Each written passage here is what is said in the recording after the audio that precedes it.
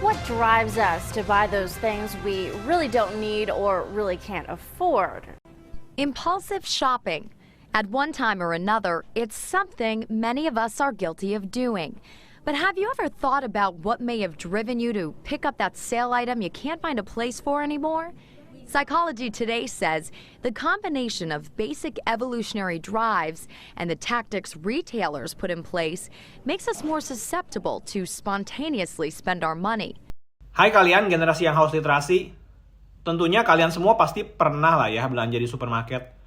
Dan gue jamin kalian juga pasti pernah ngalamin kejadian waktu ke supermarket itu maunya beli 2-3 barang aja, ternyata malah belinya lebih banyak.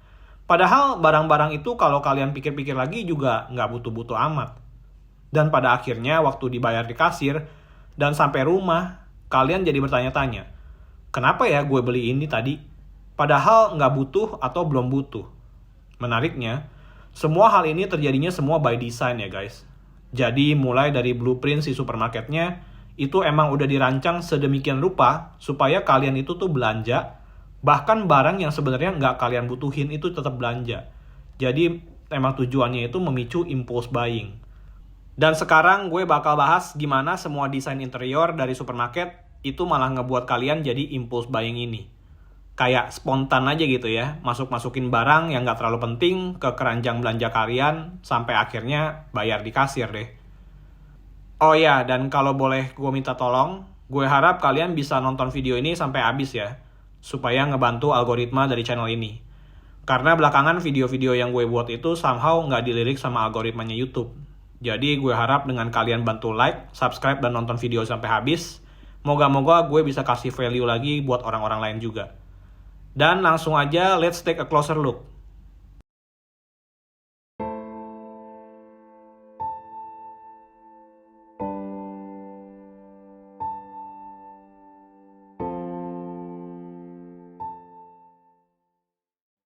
Supermarket ternyata bukan cuma sekedar tempat belanja, tapi supermarket itu emang udah didesain sedemikian rupa supaya kalian bawaannya tuh pengen belanja. Dan gaya desain supermarket ini udah dimulai di awal-awal abad 19 ya, tepatnya di tahun 1916 dari Amerika Serikat. Di sana ada sebuah toko kelontong yang bernama Piggly Wiggly, ya lucu juga sih namanya ya, yang dikelola oleh seseorang yang bernama Clarence Saunders. Nah, pada saat dia ngebuka tokonya itu di tahun 1916, dia itu nemuin ide supaya para pembelinya itu langsung bisa ngeliat sendiri barangnya kayak gimana, dan barang-barangnya itu juga disimpan secara rapi di rak-rak yang benar-benar kelihatan. Yang ngebuat pembeli itu bisa milih-milih sendiri barang apa yang mereka butuhkan secara langsung, ngeliat langsung, dan bisa megang-megang juga secara langsung ya. Ini ngebuat konsep belanja di toko kelontong ini jadi populer. Sampai akhirnya, cara ini pun mulai diikutin sama toko-toko kelontong lainnya, kayak The Kroger sama A&P, yang akhirnya berlanjut sampai akhirnya jadi standar di semua supermarket-supermarket di seluruh dunia, termasuk supermarket-supermarket gede yang kita kenal kayak sekarang, kayak Hypermart, Superindo, Range Market, Food Hall, you guys name it lah. Dan yang namanya supermarket, itu bisnisnya gede banget. Apalagi barang-barang yang dijual itu barang-barang kebutuhan harian, yang produk-produknya itu juga tipe-tipe FMCG atau fast moving consumer goods, yang emang cepet banget dikonsumsinya. Beda perlakuannya kayak barang-barang furniture atau perabotan rumah tangga, yang sekali beli ya kalian nggak akan langsung beli lagi sampai rusak. Kalau misalnya mereka beli ya artinya mereka mau buat toko ya. Nah, sekarang kalau dilihat dari data tahun 2022 aja, itu omset yang diraih sama semua supermarket di Indonesia itu ada di sekitaran 18 miliar US dollar. Yang artinya sekitar 228 triliunan rupiah kalau ngitung dolar pada saat itu. Kalau gue salah hitung, mohon maaf ya, boleh dikoreksi di kolom komentar. Nah sekarang, average basket size atau rata-rata biaya yang dikeluarin sama para pembeli itu ada di sekitar angka 400.000 sampai 800.000 rupiah per bulan. Bahkan dalam beberapa kasus, ada yang perkunjungan, tergantung seberapa besar keluarganya ya. Kalau ngelihat dari data-data ini, supermarket kayaknya tuh berjaya banget ya. Sampai-sampai sekarang bisa ngegantiin perannya pasar tradisional. Narasi yang dikasih tahu kalau belanja di supermarket itu lebih bersih, nyaman, adem, dan juga kualitas shelving produk yang suhu ruangannya tuh lebih baik daripada di pasar tradisional, itu ngebuat orang-orang yang lebih modern lebih milih belanja di supermarket, walau harganya lebih mahal. Apalagi Indonesia ini kan negara tropis juga ya. Jadinya kalau belanja di supermarket tuh kayaknya lebih adem aja daripada di pasar tradisional yang nggak ada AC. Makanya sekarang pun juga udah mulai muncul konsep pasar-pasar modern yang udah mulai adaptasi ikut perkembangan zaman. Karena disrupsi dari supermarket ini yang lebih nawarin kenyamanan belanja. Cuma, ada satu lagi faktor yang ngebedain konsep supermarket sama pasar tradisional atau pasar modern. Kalau kalian berpikir bahwa supermarket itu cuma jualan titipan produk dari brand-brand aja, kalian cuma setengah benar. Ternyata supermarket itu nggak cuma bergerak di bidang retail, tapi di sewa-menyewa juga. Di supermarket ada 2 revenue stream lagi yang bisa mereka dapetin, yaitu yang pertama, biaya slotting yang mereka dapat dari para brand. Seperti layaknya kalau kalian nonton acara iklan TV atau iklan radio, pasti ada yang namanya iklan prime time. Yang ditayanginnya itu pasti di jam-jam yang rame, yang banyak yang nonton. Kayak contohnya di jam 12 siang waktu makan, atau jam makan malam itu misalnya jam 7 malam. Dan itu pasti harganya lebih mahal daripada iklan yang ditayangin jam 12 malam atau jam 2 pagi misalnya. Sama halnya kayak supermarket. Ada beberapa posisi rak atau shelving yang pastinya lebih menarik mata pengunjung daripada posisi-posisi rak lain. Ini yang ngebuat banyak brand jadi bersaing buat bayar semacam biaya sewa bulanan supaya barang-barang mereka itu ditaruh di rak atau shelves yang lebih bagus posisinya. Supaya produk-produk mereka lebih kelihatan dan bisa lebih kejual. Karena yang harus kita ingat, seberapa gede pun omset yang supermarket dapetin, itu nggak akan sebesar yang punya barang. Karena margin yang diterima supermarket nggak akan bisa terlalu besar. Belum lagi kalau supermarket harus promo-promo juga. In the end kan mereka konsepnya memang tempat penitipan barang juga kan. Dan makanya juga supermarket nambahin revenue stream mereka dengan cara yang kedua juga. Yaitu dengan produksi barang-barang dengan brand supermarket mereka sendiri buat ningkatin profit tanpa harus bergantung sama margin dari para brand. Dan mereka harus tetap bisa naikin omset dari berbagai brand juga. Supaya para brandnya ini juga tetap mau naruh barang di mereka, di posisi rak-rak supermarket yang emang populer. Nah, inilah yang mulai ngebuat supermarket nerapin cara yang cerdik, supaya ngebuat para pembeli belanja lebih banyak lagi secara spontan. Mulai dari segi pertama kali pembeli itu masuk ke supermarket, taktik psikologis ini mulai berjalan. Posisi dan penempatan semua rak yang ada di supermarket itu udah dirancang sedemikian rupa dari segi layout, supaya ngebuat para pembelinya tuh gampang banget buat bergerak dan bisa ngelihat produk yang ditonjolin itu lebih gampang. Dengan memakai strategi konsep looping, yang tujuannya itu ngebuat flow belanja para pembeli itu masuk, itu nggak bakalan ngeganggu flow pembeli keluar atau selesai belanja, itu bakal ngebuat pengalaman belanja para pembeli tuh kayak effortless banget dan nyaman banget. Konsep ini juga ngebimbing journey-nya pembeli mulai dari masuk, sampai terus ke belakang rak, terus diputerin lagi ke rak selanjutnya, sampai experience mereka selesai dan sampai di kasir. Dan biasanya dari pintu masuk itu, langsung ngarahin ke bagian produce, yang dijadiin sebagai bagian tampak depan yang paling menarik dari supermarket. Di bagian produce ini diisi dengan produk-produk makanan segar dan fresh, yang warnanya juga cerah-cerah. Buah-buahan kayak tomat, apel, pisang, semua ditata rapi di dalam kumpulan rak buah-buahan. Dan di sisi lain tuh sayur-sayuran segar yang berwarna hijau juga itu di sisi lainnya. Yang ngebuat pembeli itu makin rileks dan nyaman. Dan setelah kebutuhan mata mereka terpenuhi, supermarket nggak mau mereka itu cuma beli sayur sama buah-buahan terus ke kasir.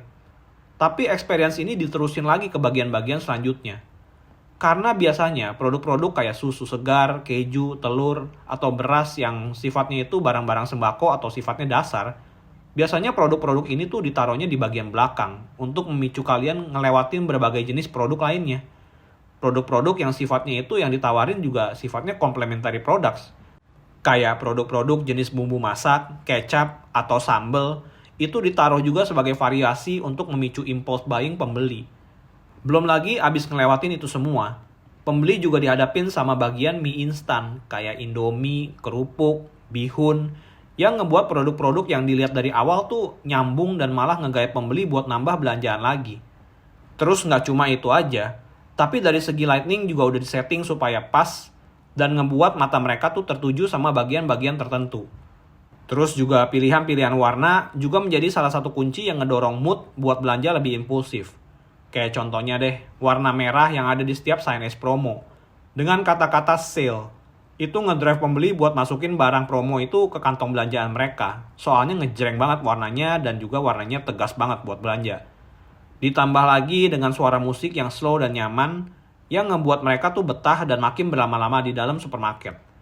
Semua experience pembeli ini udah disetel sedemikian rupa buat mereka makin betah di dalam supermarket selama mungkin, supaya mereka bisa lebih banyak ngelewatin area-area produk yang isinya tuh macam-macam. Nah, dari semua experience yang ditimbulkan oleh basic layout dari supermarketnya, itu semua tuh belum cukup tapi ya. Yang namanya experience, semuanya itu harus dioptimize lagi buat mencapai hasil yang maksimal. Dan sekarang kita ngeliat ke cara supermarket itu ngelakuin product placement-nya. Di supermarket itu ada area yang biasanya bisa ngejual lebih banyak barang daripada area lainnya. Dan area ini lebih sering disebut sebagai area golden zone. Produk-produk yang ditaruh di area golden zone ini biasanya udah disesuaikan sama eye levelnya para pembeli. Yang rata-rata orang dewasa itu dengan tinggi badannya sekitar 140-170 cm. Ditambah lagi, produk-produk yang ditaruh di area golden zone ini tuh biasanya adalah produk-produk yang best seller, yang marginnya gede, atau emang demand-nya tinggi. Dan area ini tuh nggak cuma berlaku untuk orang dewasa aja ya, tapi buat anak-anak juga. Contohnya, kalau kalian notice, penempatan sereal kayak Coco Crunch atau Honey Stars, itu semuanya tuh ditempatinya agak di bagian bawah. Kenapa? Supaya anak-anak yang ngelihat itu tertarik buat ngebeli, karena target marketnya itu anak-anak. Makanya kalau buat sereal, brand atau flavor yang best seller biasanya ditaruhnya agak lebih ke bawah, dan bukan nargetin orang dewasa. Dan sebagai tambahan lagi, supermarket juga udah ngebuat experience belanja pembeli itu sedemikian rupa. Jadinya kebanyakan pembeli itu lebih nyaman ngelihatnya tuh ke arah kanan. Jadi dari jenis produk yang ditawarin juga, biasanya tuh bagian kanan tuh bakal jauh lebih menarik buat pembeli. Iya kan? Apa kalian sadar? Kenapa? Oke, karena menurut artikel dari Psychology Today, di tahun 2023, cuma 3,39% orang di Indonesia itu kidal. Yang artinya, lebih dari 96%-nya sisanya itu semuanya dominan di tangan kanan semua, dan lebih suka terbiasa ngelihat ke arah kanan. Nah, setelah tahu fakta ini, kalian suka notice nggak kalau barang-barang yang best seller itu dan lebih menarik biasanya ada di sebelah kanan kalian? Coba jawab di kolom komentar ya. Dan yang terakhir, setelah pembeli tiba di kasir pun, perjalanan mereka tuh belum selesai ya. Karena para pembeli itu juga masih ditawarin sama produk-produk yang sebenarnya tuh bukan kebutuhan, tapi bentuk barangnya itu rata-rata kecil dan nggak terlalu mahal. Yang ngebuat pembeli mikir buat last push gitu ya. Kalau nambah sedikit buat iseng-iseng, nggak apa-apa deh. Kayak contohnya tuh barang-barang kayak permen, atau rokok, atau mungkin coklat. Apalagi kalau antriannya makin panjang, dan makin spend waktu yang cukup lama di kasir, pembeli tuh nggak ada pilihan lain selain ngeliatin barang-barang yang ditawarin itu. Dan bahkan, supermarket itu kadang-kadang tuh suka sengaja ngosongin kasir, supaya bikin pembeli ngantri lebih lama. Selain bikin supermarketnya tampak lebih rame, pembeli juga terpaksa jadi lebih lama kan, ke-expose sama pilihan-pilihan produk lainnya yang nambahin efek impulse buying ini. Padahal pegawai-pegawai kasir yang lain tuh yang ada di situ suka seliweran jalan di sana. Jadinya malah bikin kesel ya. Dan ini bahkan belum masukin taktik-taktik promo atau teknik marketing lainnya ya, buat narik pelanggan supaya datang di hari tertentu yang emang lagi sepi, atau memang mau naikin penjualan produk tertentu. Karena rata-rata supermarket itu biasanya emang rame banget saat weekend. Biasanya tanpa promo pun pembeli juga udah datang tanpa harus dipancing promo. Apalagi untuk barang-barang yang emang udah laku. Jadi nggak aneh juga kalau supermarket itu kadang-kadang suka pakai strategi promo satu hari, tapi di hari Rabu atau di hari Selasa gitu ya, yang emang orang tuh mesti effort buat dateng. Dan juga kalau dari risetnya, memang kebanyakan orang itu suka banget belanjanya waktu weekend, dan biasanya ngabisin waktu 30-45 menit di dalam supermarket. Jadinya emang udah menjadi sebuah perjuangan para pembeli juga untuk tetap stay beli barang-barang yang cuma mereka perluin aja, tapi nggak kena trap dari impulse buying ini ya. Nah, sekarang karena kita udah tahu semua hal ini, gimana caranya supaya buat ngelawan keinginan buat impulse buying ini? Pertama, siapin list daftar belanja kalian sebelum sampai di supermarket. Ini ngebuat para pembeli lebih siap dan lebih terpaku sama barang-barang yang ada di dalam list belanja itu aja, daripada cari-cari barang lain. Dan juga jangan lupa makan dulu sebelum belanja. Karena kalau dalam kondisi lapar, biasanya pembeli tuh lebih pengen beli-beli cemilan atau nambah-nambah snack buat di rumah. Padahal nggak butuh-butuh amat. Nah, sekarang pertanyaannya, apakah kalian semua sering kegocek dengan trik yang dilakukan sama para supermarket ini? Silakan berdiskusi kalau kalian juga punya cara lain untuk menghindari jebakan impulse buying ini ya. Akhir kata, semoga video ini bermanfaat dan terima kasih banget buat kalian yang udah nonton sampai habis. Gue ngehargain banget waktu kalian dengerin video ini sampai habis dan gue harap video gue bisa lebih baik lagi ke depannya. Dan boleh bantu juga untuk like, share, dan subscribe juga ya. Thank you banget ya guys. Be critical and stay critical.